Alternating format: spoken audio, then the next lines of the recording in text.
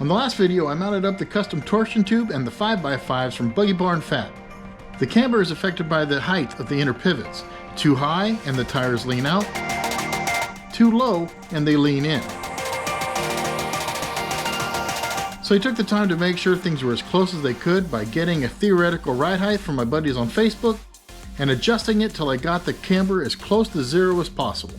Once that was done, I welded it in place, and that's where we left off.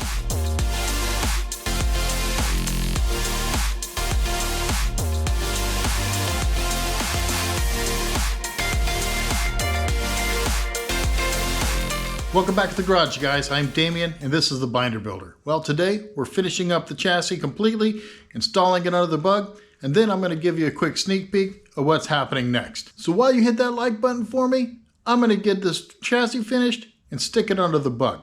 Now, the torsion tube is already welded to the actual chassis, but I do want to make it as strong as possible.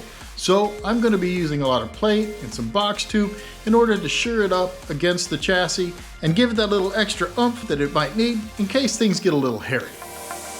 I'm basically making two templates, one to match the curve in the center and one to match the curves on the outside. Then I'll cut the shape into the box tube and connect it to the chassis.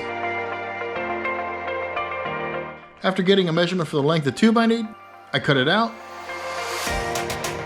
and started shaping it to fit.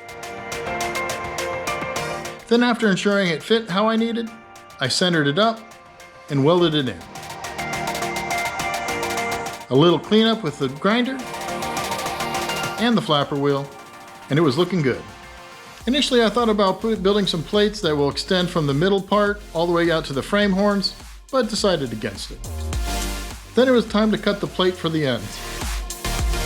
I'm using the cutoffs from the 2x6s again, and we'll be bridging the space between the torsion tube and the cross member of the chassis.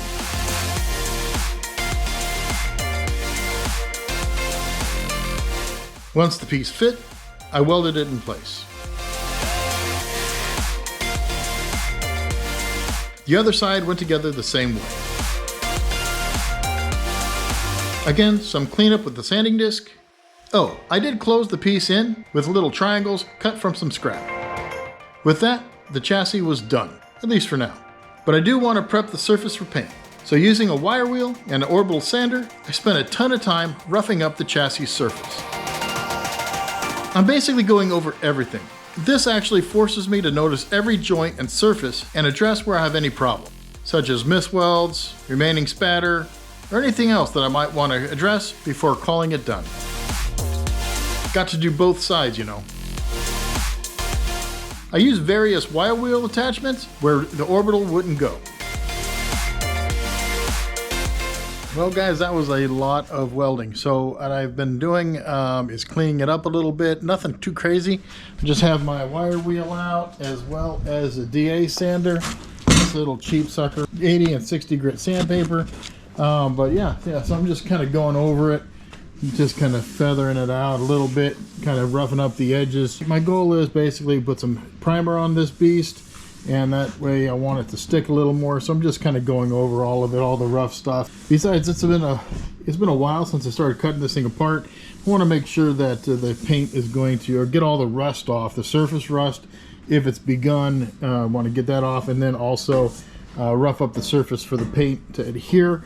As for the torsion tube, as you can see, I just welded it stitched there.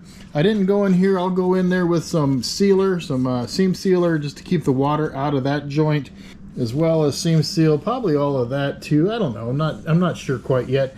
All the way down, basically there. On the other side, I kind of cleaned up that a little bit with the wire wheel, trying to get all of the, just all the scale and just stuff that comes on tube done.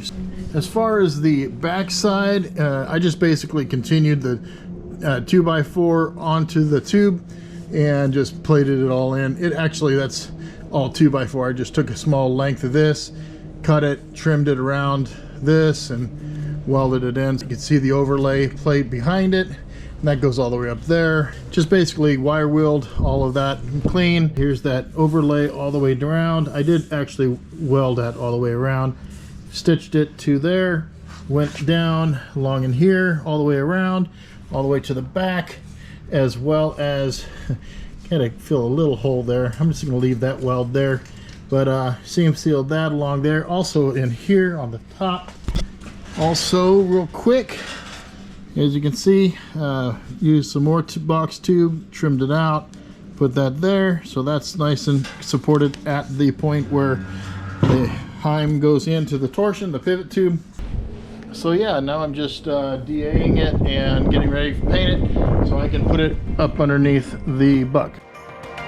Even though I was pretty thorough with the sanding and wire wheel, I decided to do a quick once over again, just in case. Besides, I was low-key trying to get as much scale off the tube as possible. Better luck next time, I suppose.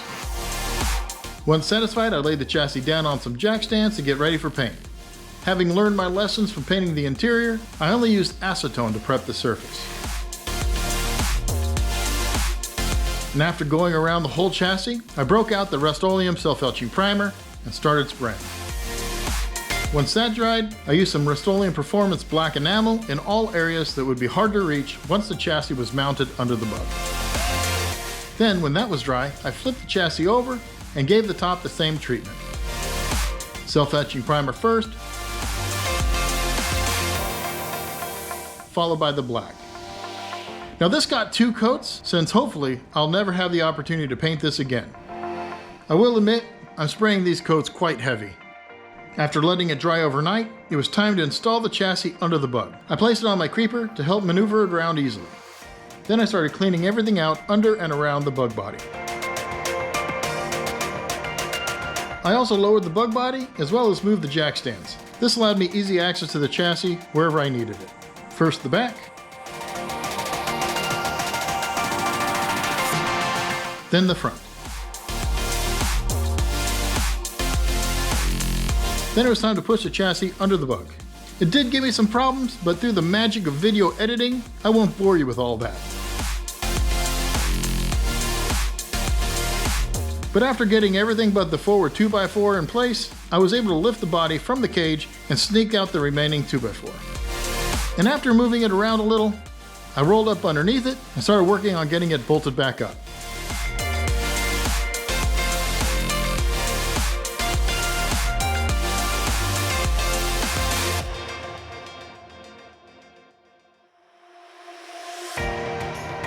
This is actually a little harder than I thought it would be, and I had to clean several of the threads, but after that was done, the bolts all snugged up like they should. All right, it is time for a moment of silence. What do you look at me for? Let's take a look what happened.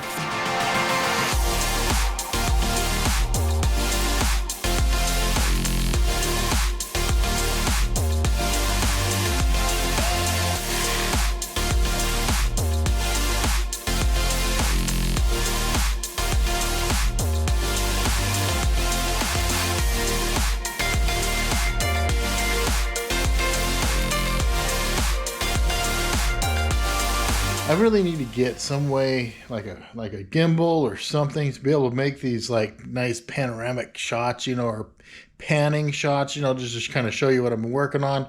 All I have is a little tripod selfie stick with a freaking GoPro on it. So I know, much better filmers out there, but let's take a look at what happened. As you can see, the chassis is underneath the body. Again, it is bolted up. I haven't raised it up yet. But you can see there's plenty of space in there to, yeah, plenty of space. I was a little worried about that, but it turns out we didn't need to worry at all. There's the inside.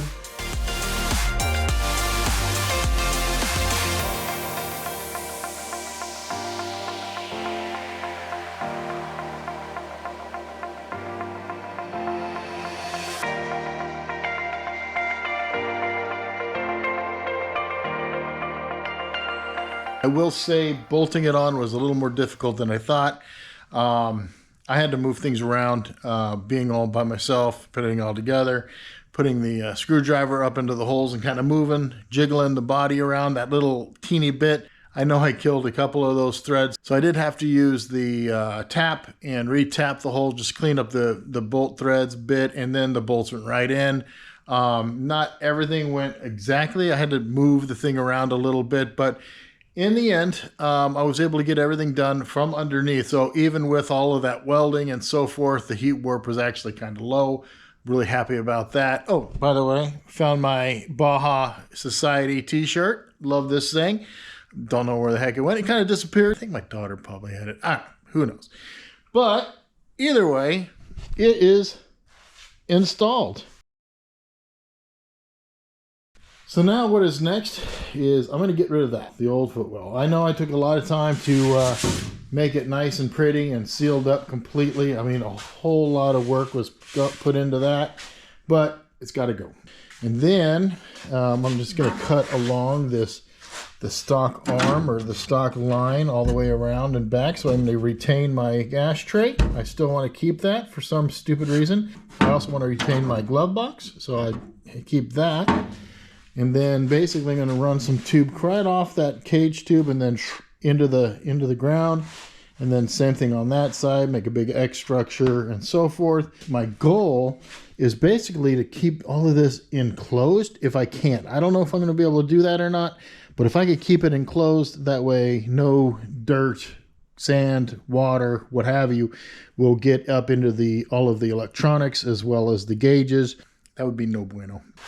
Okay, so from the inside, after I get everything cut out and I hang the pedals as well as all of the miscellaneous stuff, I am going to be continuing these two tubes straight through all the way to the back. Okay, so that's going to be like the upper kind of rib of the backbone. It's going to be the second layer. Then I'll put the shifter on that. I will say Maya's Bug started building these sweet little lifters. I would love to buy one because they're so cool looking. But in reality, with my tube structure going through, I don't think I'm going to need one. Then I need to put a crossbar just from that underneath to this one. Just underneath along the chassis itself.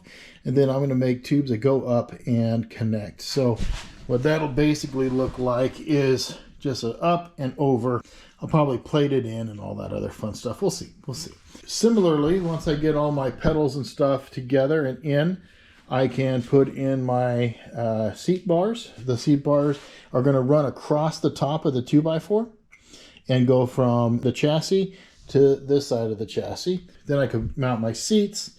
Once I have the seats mounted and I have all my inside of my dash pretty much set, I'll be able to put in the remainder of the tubes on the boat side, connecting the upper chassis to the lower chassis. I'll have a plate, a big boat side, and then it'll bust into two small plates. One triangle going like this, one triangle going like that, and it'll just a nice little ramp, if you will. So these ramps will lead into the ramps. This obviously will have to protrude out of it, but it'll all be ramped on each side of it. And then once I get the seats in, I could build out this whole back structure. I'm probably going to be cutting out a lot of this. I'm not 100% sure on that yet. That's why it's still in there. I'm pretty sure the bottom part will have to go, this whole section in here, because, yeah, I'm just going to need gas tank room, various room for the engine, transmission, electronics, stereo system, blah, blah, blah, blah, blah. Anyway, but once the seats are in, then I could do all of the triangulation going upwards into the main hoop. But once that's done, the next thing to do is basically configure my shocks and where the shocks are going to be.